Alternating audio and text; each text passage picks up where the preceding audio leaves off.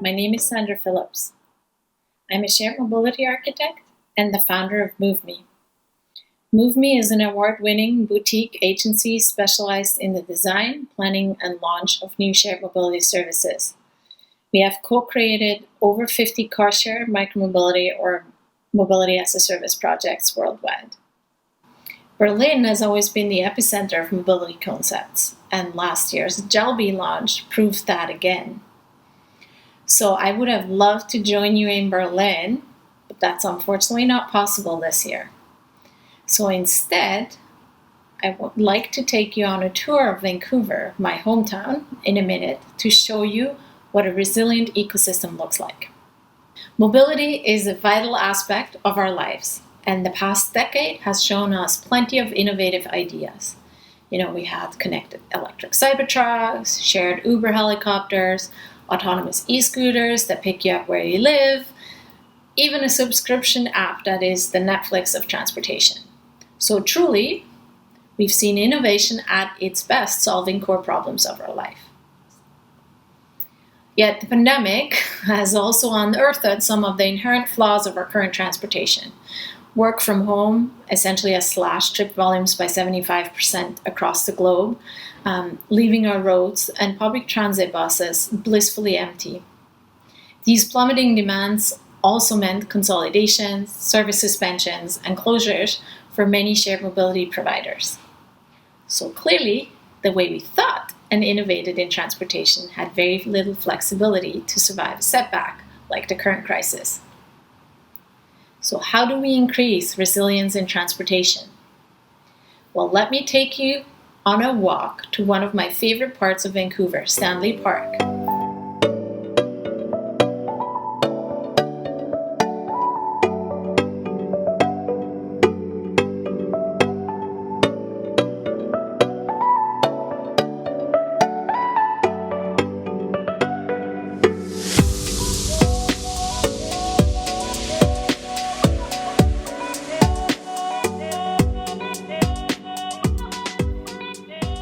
Stanley Park is Vancouver's oldest and largest park.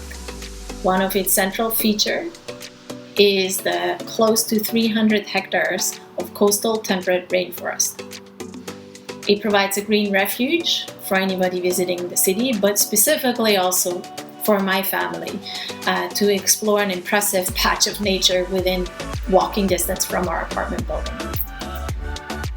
The forest is also incredibly resilient. It has survived major logging in the early days of settlement, a constant increase of human activity in the city of Vancouver, and then not to mention a devastating windstorm at the end of 2006, beginning of 2007.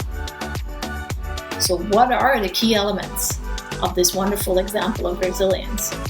Well, first, you have reduced vulnerability because it's an incredibly diverse and complex ecosystem. So you can find century-old tree trunks next to a 15-story tall living Douglas fir tree next to fallen logs. All of this complexity reduces vulnerability when adversity hits. The second important piece is connecting the different ecological systems to increase specifically wildlife activity. Stanley Park Forest connects rainforest with wetlands and rocky outcrops and shrub forest edges at the edge of the park. The park board has enhanced these areas in the past years because they are highly valuable for wildlife. The third and last point is reducing stressors. There is an active forest management plan in place, and part of that is, for instance, removing and controlling invasive species because they decrease the overall resilience of the entire ecosystem. So how do we now translate the success of Stanley Park's ecosystem to our transportation network? Well, similarly, we first need to increase the complexity of the system by increasing diversity of modes. So creating choice and promoting diverse modes of vehicles, various sizes, various geographical areas where they operate in, is crucial. cities that have lots of choices outside of the traditional public transit system, for instance, they have lots of bike share or scooter share or even moped share or on-demand buses, are much more resilient when a crisis hits. You in Berlin are very fortunate. You have a plethora of options at your fingertips. But even here in Vancouver, we're not too shabby. We have 2 car shares with over 2,000 vehicles combined. We have 1 bike share, quite large, with about 1,800 bikes. We have public transit that covers bus, van pool, SkyTrains, ferries. And we, as of most recently, also have 2 ride-hailing companies. Obviously, we could do more. I wish we had some on-demand shuttle buses.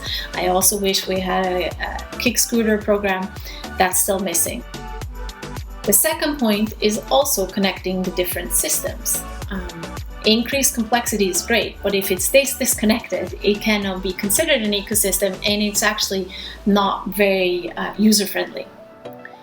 So to create such an interconnected system, we have to collaborate between private and public sector. So we have to build trust between those 2 entities. And so for the City of Vancouver, we have built a public-private partnership between 2 car share, 1 bike share, and the Public Transit Agency. And we have currently a pilot up and running called the Shared Mobility Compass Card. Obviously, again, you in Berlin are a little bit further ahead than we are with Jelby, which is really, you can use it, and anybody living in Berlin can use that program. Ours is still a pilot program and has a long way to go. And then the last and third piece is reducing the stressors also through active management and regulations. The regulatory bodies should really create frameworks that look at alternative transportation options holistically. So don't just individually, regulate them. Think of it as a whole ecosystem and how do they interplay with each other. But also look at it from a regional perspective rather than, every individual city does their own little thing. So for instance, for ride hailing, we have an intermunicipal license in place that regulates how Uber and Lyft is managed, not just in the City of Vancouver, but in the entire region. So the pandemic has shown us the cracks in our current transportation system.